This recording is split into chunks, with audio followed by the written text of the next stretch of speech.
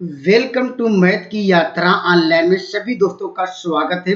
दोस्तों मैं डिस्कस करा रहा 2023 के प्रीवियस ईयर का क्वेश्चन पार्ट नंबर 5 पे चलते हैं। दोस्तों आप लोग क्या चुनाव में काफी लोग व्यस्त थे दोस्तों, वह आप क्या एक तरफ कर दीजिए, अपने टारगेट पे फोकस करिए क्योंकि आपके पास समय कम है। ठीक है, रास्ते भी जिद्दी हैं, मंजिलें भी जिद्दी हैं, देखते हैं कल क्या होगा, हौसले भी जिद्दी हैं।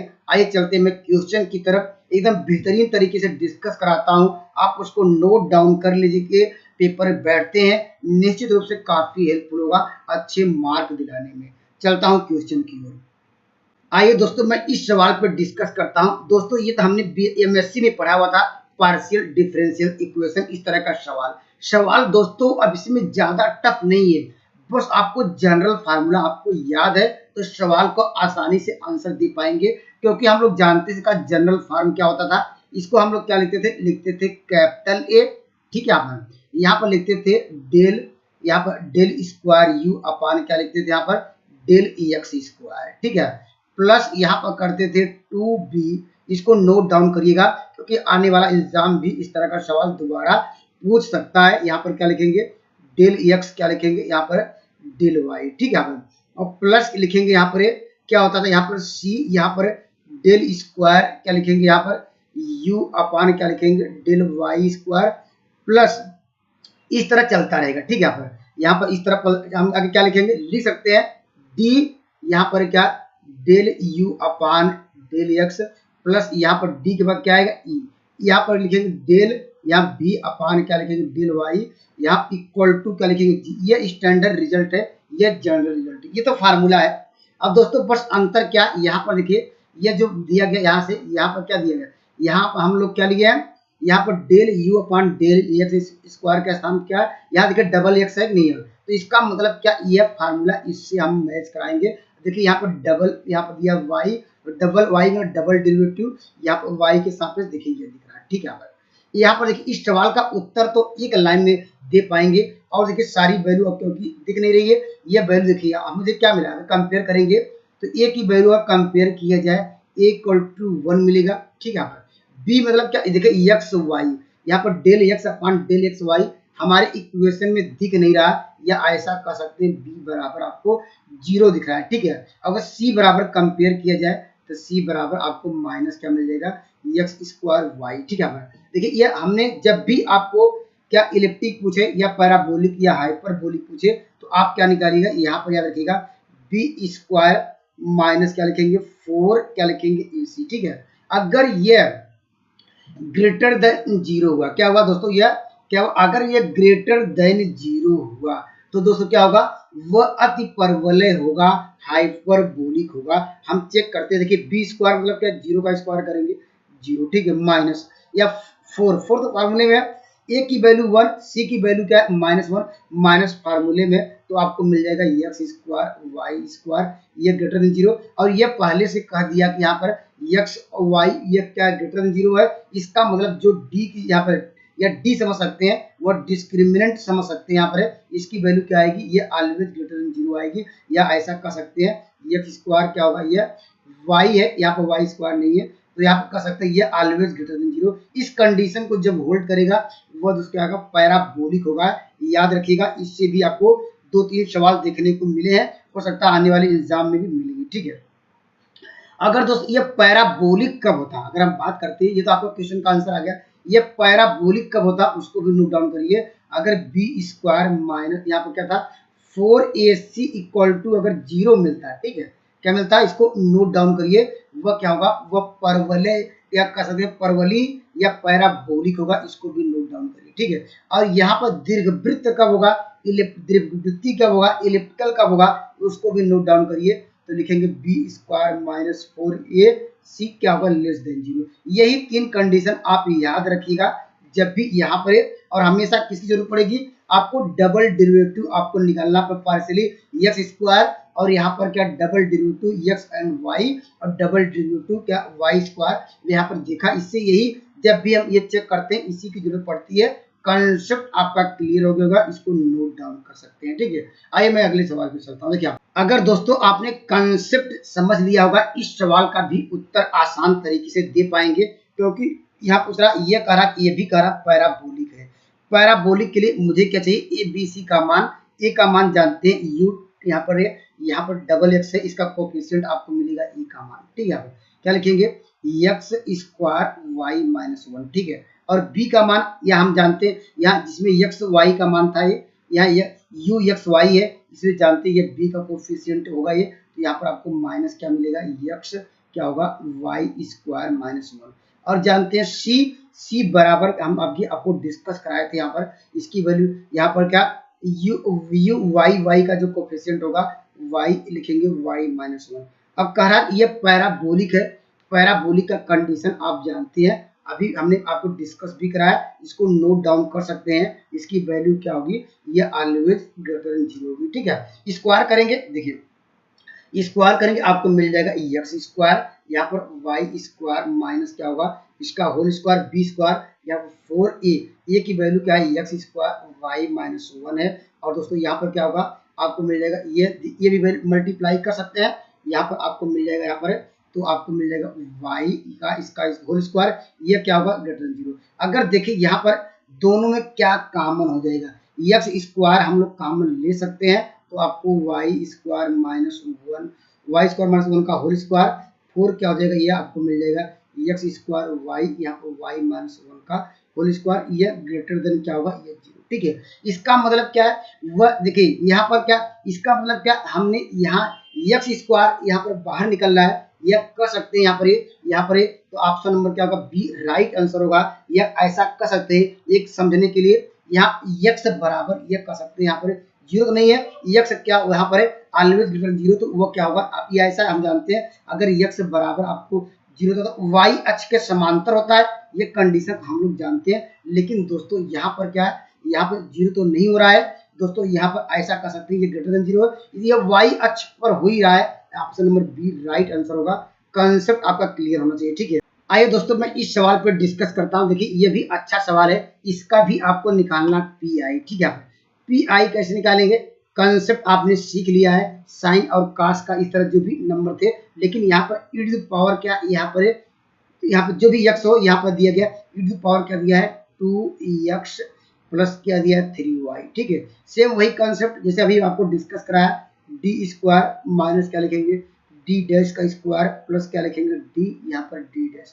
ठीक है, और इसमें यहाँ पर डायरेक्टली डी की वैल्यू क्या रखेंगे, आप डायरेक्टली यहाँ पर क्या रखिएगा जो x का कोफिशिएंट है यहाँ पर 2 होगा। ठीक है, यहाँ पर माइनस का चक्कर नहीं है, वह साइन कास्मी होता है, और यहाँ पर डी डैश के स्थान पर क्या रखेंगे आप 3 रखिए। ठीक है, तो हमारा पी आई आपको क्या मिल जाएगा, आपको पी आई मिल जाएगा ई टू द पावर, ये तो वही रहेगा, आपको ऑप्शन भी दिख रहा होगा ये अब यहाँ पर वैल्यू रख दीजिए, क्या होगा यहाँ पर रखेंगे 4 मिल जाएगा, यहाँ पर आपको 9 मिल जाएगा, प्लस यहाँ पर आपको 2 मिल जाएगा, यहाँ पर -3 मिल जाएगा। अब हम इसको सॉल्व कर सकते हैं, देखिए यहाँ पर क्या हो जाएगा, अब इसको हम सिंप्लीफाई करिए दोस्तों, आप कमेंट करिए इस सवाल का उत्तर क्या होगा। देखिए यहाँ पर देखिए 9 3 12 होगा, 12 में से अगर 6 घटाएंगे तो आंसर क्या होगा माइनस में आएगा, 1/6 हो जाएगा, ई टू द पावर क्या होगा ये 2x प्लस क्या होगा 3y।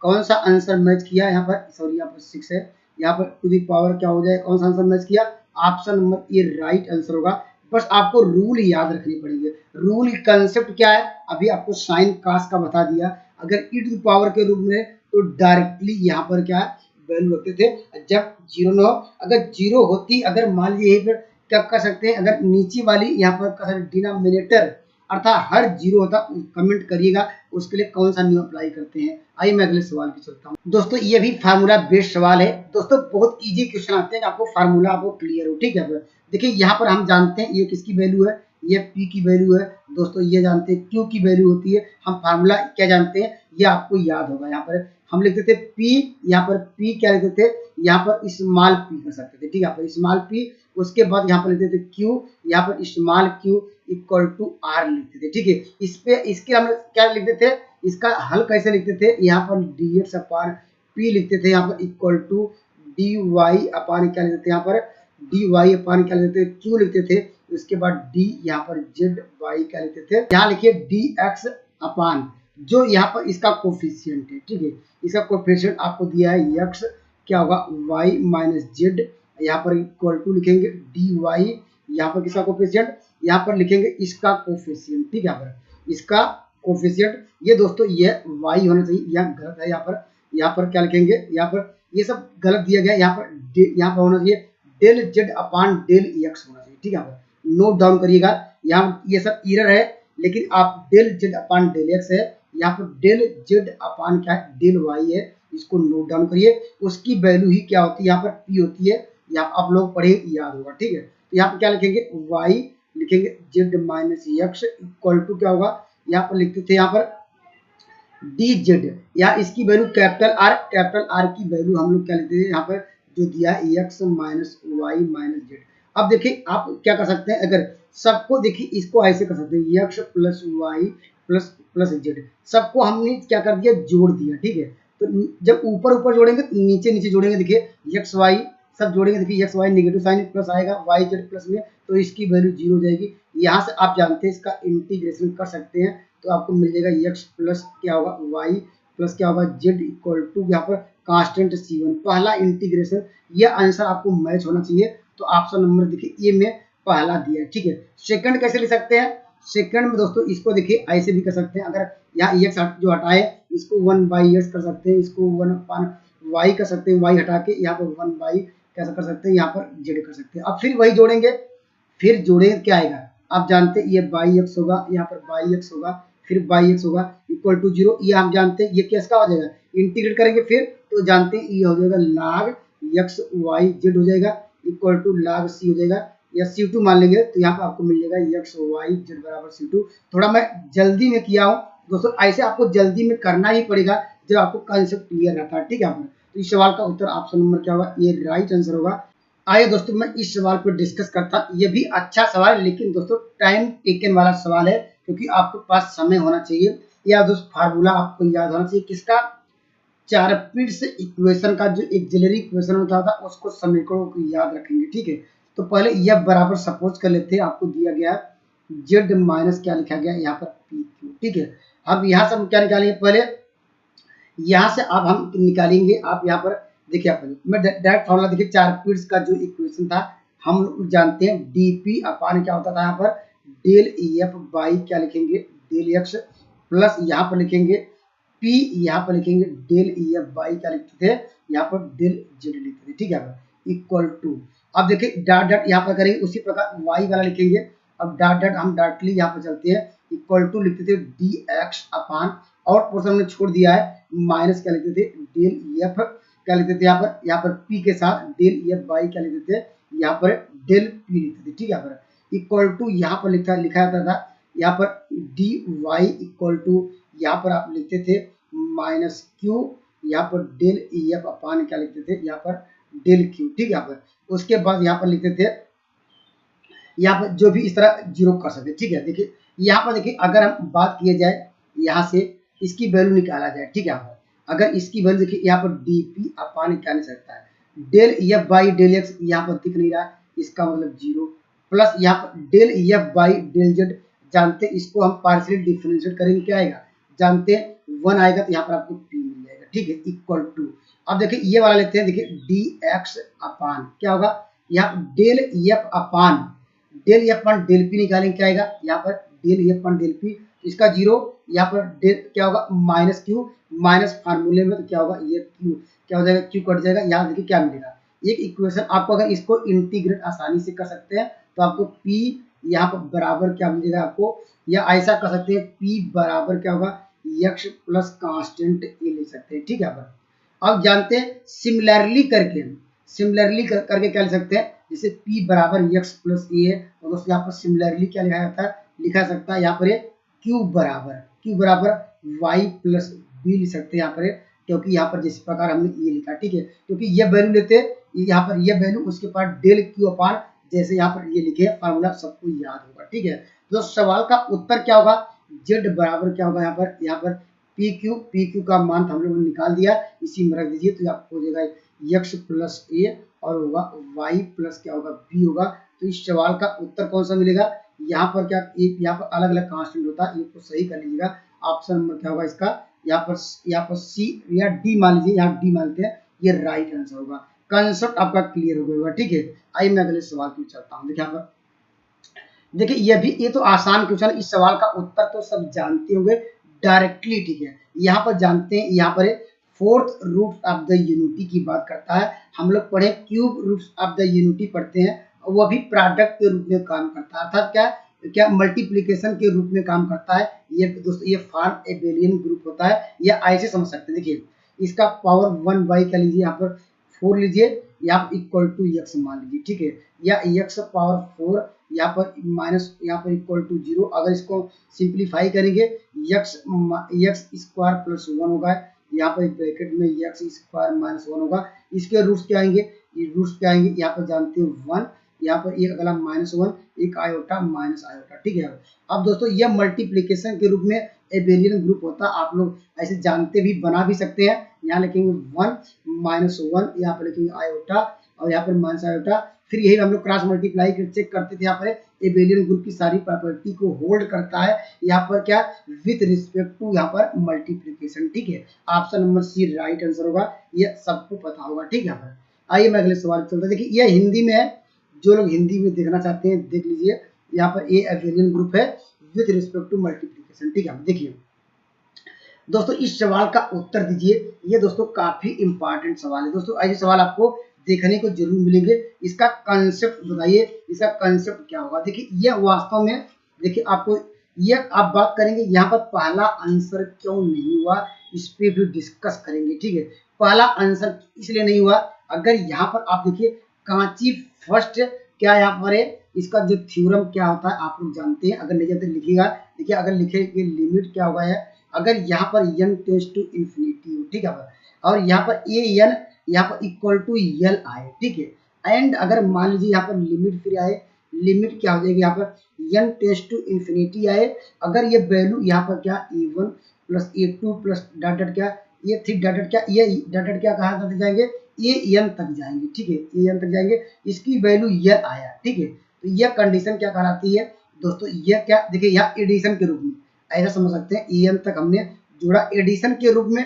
वह कांची क्या फर्स्ट क्या थ्योरम, फोरियर यहाँ पर फ्रंटियर होता है, कांची या फर्स्ट थ्योरम होता है। लेकिन दोस्तों ये देखिए मल्टीप्लिकेशन में दे दिया, मल्टीप्लिकेशन के लिए option number B right answer होगा। अगर यहाँ पर ये जो a1 a2 डॉट क्या an तक दिया मल्टीप्लिकेशन में, तो दोस्तों यह कांची क्या होगा, या सेकंड होगा। अगर यही प्लस के रूप में दिया होता है तो दोस्तों वो क्या होता है आप जानते हैं। तो अब वो क्या होता है दोस्तों, ये होता है आपको यहाँ पर वह कांची सेकंड थ्योरम होता है। कॉन्सेप्ट आपको यहाँ पर नोट डाउन करना चाहिए। और यहाँ पर ऐसे इसको लिखते थे an प्लस 1 बाई क्या लिखते थे an, यहाँ पर लिमिट क्या लिखते थे, यहाँ पर n टेंड्स टू इंफिनिटी पे वैल्यू ये लिखते थे। ये यहाँ पर दोस्तों ये ऐसे होना चाहिए, ठीक है। यहाँ पर तो दोस्तों इस सवाल का उत्तर क्या होगा, ये इस सवाल का उत्तर ऑप्शन नंबर बी होगा, क्योंकि ये जब नहीं दिया तो वो यल के बराबर है। हम सपोज कर लेते हैं ये यल ही है। यहाँ पर इस सवाल का ये फर्स्ट वाला कब होता, जब एडिशन में, मल्टीप्लिकेशन वाला सेकंड होगा। मैक्लाइंस थ्योरम क्या होता है ये भी जानते हैं हम लोग। मैक्लाइंस थ्योरम का आप लोग एक्सपेंशन करते थे, क्या करते थे, इसको ऐसे करते थे, एफ ऑफ 0 करते थे, प्लस क्या करते थे एक्स माइनस करते थे एफ ऑफ, यहाँ लिखते 0। इसके बाद एक बार क्या करते थे, डिफरेंशिएट करते थे y फैक्टोरियल 1 प्लस क्या था। अगर ऐसा दिया होता दोस्तों हम क्या करते, हम कहते ये मैक्लाइंस सीरीज चल रही है, डबल डैश डेरिवेटिव करते थे इस तरह, क्या y फैक्टोरियल 2 करके इस तरह चलते थे, ठीक है। यहाँ पर और यहाँ पर ये इसलिए अगर ये दिया होता ये आंसर होता। लीबनिज़ थ्योरम आप जानते हैं, लीबनिज़ थ्योरम जब भी हमारे पास दो फंक्शन थे f और क्या gx, क्या करते थे, इसको क्या करते nth क्या टर्म तक क्या करते डेरिवेटिव करते थे।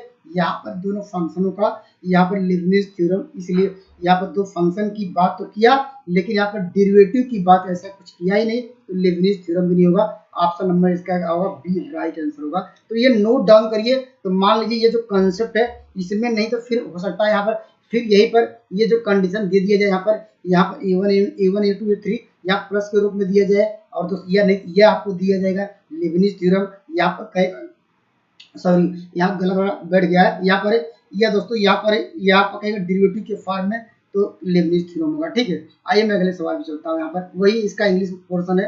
ये भी देखिए, ये सब जानते हैं, इसका आंसर सभी को याद होगा। ये हम जानते हैं कि ये क्या होगा, ये नॉर्मल ग्रुप होता है। नॉर्मल ग्रुप का कंडीशन आपको याद होगा कि हम लोग क्या लिखते थे, एन जी इक्वल टू लिख सकते थे, यहाँ पर जी एन लिख सकते थे, या स्मॉल या कैपिटल के फॉर्म में। ये नॉर्मल ग्रुप की डिफिनेशन है। ठीक है, आइए मैं अगले सवाल पे चलता हूँ। यहाँ पर देखिए, आइए दोस्तों मैं इस सवाल पर डिस्कस करता हूँ। ये भी अच्छा सवाल है दोस्तों। ये हमने ग्रुप के कंसेप्ट बताए थे। आप दोस्तों इस सवाल का कमेंट करिएगा, इस सवाल का एग्जैक्ट आंसर क्या आएगा। आइए मैं अगले सवाल पे चलता हूँ। देखिए, ये भी आसान है। कहा दो लंबाई चक्र को क्या कहा जाता है, अगर समान क्या है, यहाँ पर लंबाई होना चाहिए। यहाँ पर लिखिए, दो लंबाई चक्र को क्या कहेंगे, हम लोग क्या कहेंगे। देखिए, मान लीजिए यहाँ पर 1, यहाँ पर 2, यहाँ पर 3, यहाँ पर 2, यहाँ पर 1, यहाँ पर 3। ये डायरेक्टली ये थ्योरम है, इसको कहेंगे दोस्तों, क्या करेंगे, इसको डायरेक्टली याद रखिएगा, इसको ट्रांसफॉर्मेशन कहेंगे। यहाँ पर स्थानांतरण होगा। ये ऑप्शन नंबर ए राइट होगा। अगर दोस्तों मेरी वीडियो अगर पसंद आ रहे हैं, मेरे चैनल से जुड़ सकते हैं। Thank you for watching math की यात्रा online. Please like and subscribe यहाँ पर हमारे चैनल को। दोस्तों हमने 45 क्वेश्चन डिस्कस कर लिया।